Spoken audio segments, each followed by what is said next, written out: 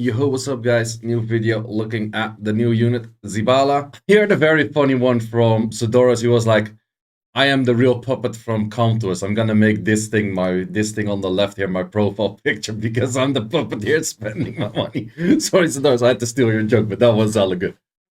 Either going to look at this unit. I'm not entirely sure yet where slash how to use it. Of course, in RTA, but we cannot use it in RTA yet until after the current season. So that will take a little bit. So I have been testing him a little bit in Siege. I actually used him in the next Siege video that you will see. So that's already happened. Let me introduce you to the unit and the skills. So main important thing is it has a very high base set on speed. It awakens into speed. It's the only one from this family that awakens into speed. And therefore this unit already becomes interesting. It shares the same speed as an Asher. So that makes things pretty fast. S1 is just damage. I have no clue why it says to take 6 scallops. Like, man, could you not like fold in a few together or some shit? Well, the other two skills don't have that many scallops, but even then, you just gain 20% attack bar. Technically, can be interesting for team ups as well, but okay, just that. S2 is improvise, where it decreases the cooldown of an ally's skill by 1 turn and increases the ally's attack bar by 50%. It has a 3-turn cooldown and it can be casted on yourself, if I'm not mistaken. I will double check that in a second. This skill seems very promising, but the moment I started using it, it's like, okay, wait, there's some limitations because half an attack bar and just 1 turn is not that much. If it was 2-turn cooldown increase in 50% or something like that, or 1 turn and 100% increase, something like that, that would be a lot nicer than just this. This feels like a bad research, to be honest. Like, I started using it a bit. I started thinking about, okay, what can I do to keep like a skill up pretty fast of a unit or like rotate it into something. But it was actually more of a struggle to find anything more useful than I thought.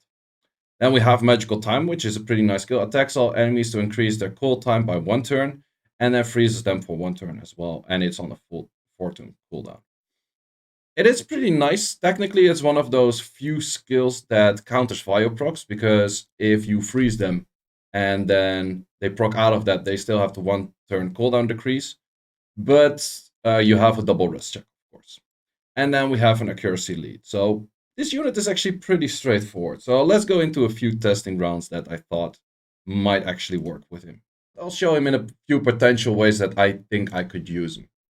So first of all, I thought about something like this, replacing this unit over here with Zibala, and then maybe it's possible to go S3, S2 Ken, boost with the S2, and then have another S3, S2, for example. Something like that. That was kind of like my thoughts, which I was first thinking of, like, okay, is this unit any good? So if we go S2 or S3, we go S2, we do get quite some attack bar up, and then from here we can do improvise, we get another turn, but 1 turn away. So that was like, okay, Ken is not good enough to actually make that work, or Ken doesn't work to make that work.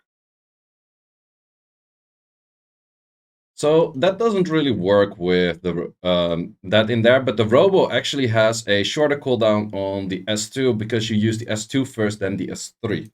So this works slightly different. And this might be therefore also more interesting, because if we go into an S2, we go for a boost. We actually, if we strip enough stuff, we get our attack bar back. And if I'm not mistaken, Giant Punch also gives... No, it just drains. It doesn't boost the attack bar. But now we could technically do this. And then if it doesn't proc, we can go for another S2. So that's kind of something along the line I was thinking about using. Of course, you could say like, okay, this team is like hella OP because of Nefties. But let's say we do it slightly other way around. We play this, but then not replay, but with a Carcano, because that seems a lot more reasonable to get as a team, right? So placing a Carcano in there, you're still kind of betting on like an instant strip, and therefore I think this unit might be less interesting for Siege and more interesting for just, what's it called? Just RTA. But in this case, like if something procs out, double procs out, we're still kind of dead, right? So slightly unlucky, but at least this thing didn't have S2. Could arguably say something for that. But now it's a showcase of just showing other units that do quite some damage. So in the end, I would still win this fight. Also, the often or the thing that I'm hitting right now is not the most common as a defense or common at all. But I just wanted to have something that doesn't have any weird passes or whatnot that would interrupt this. So yeah, here we could see like yeah, it's an option. Like I'm still kind of searching for what would be good with this. Also, let me know in the comments if you have any like brilliant idea of like, oh, but you should pair it with this because it's a low cooltime and then you can use it again. You can actually use this and then you can go into hit 'em aim again. It's so fucking like the first time I did, I was like, that's fucking useless. But either how, that's yeah. Let me know in the comments if you have any ideas of units that are pretty short on cooltime and therefore you want to boost their cooltime in any kind of sort of way and that would help you out or something. An interesting thing is that Gianna and or all oracles in general, they get 30% attack bar, but they actually have to land crits. So if they're hitting wrong element, they don't get their attack bar. These units always get their attack bar. So that's a slight advantage on those units. But yeah, the thing is, you kind of need the stripper next to it because you cannot really say, like, okay, I expect to be non will on the enemy. And therefore, the high base speed that she has becomes somewhat less valuable because you have to pair it after another fast unit. Does make it easier to run on Vio though, but I'm still not really sure what would be best build for her to work with. I think in RTA you probably just go swift, you outspeed things, and if they're non-will, you just outspeed them and you clap them. Or siege-wise, I'm not too sure yet because also if you look at the units, most things that let's say we would go for a stripper, there's of course a whole bunch of options of strippers. Not too many of them actually really care if their cooltime is increased. Like for example, Chiwu doesn't really care. Ken kind of cares, but because he has relatively short cooltimes himself as well. But maybe not the greatest. Maybe if you go Ken S2, S3, boost, and then again, it could be an option. Could be an option. But yeah, as you can see, a lot of the AoE strippers that you could potentially boost don't do that much stuff. Would you say she's able to boost something that just did like an heavy damage and then you can do heavy damage again?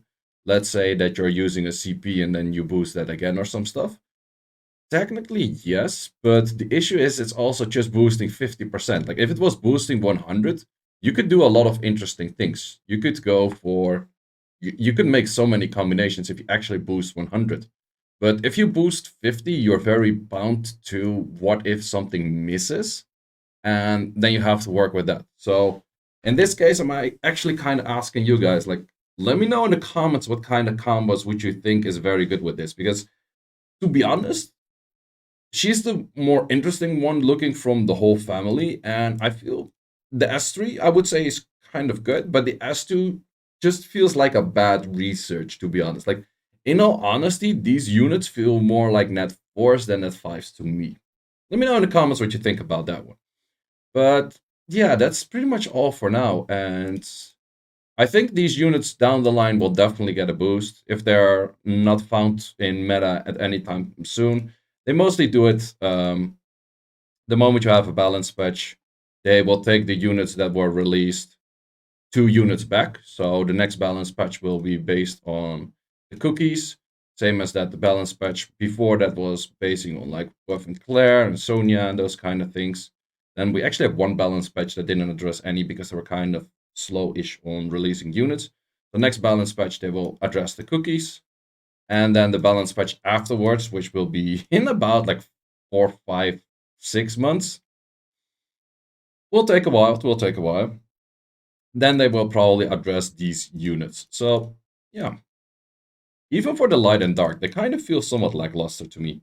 So yeah, let me know in the comments what you think about these units, and see you in the next one.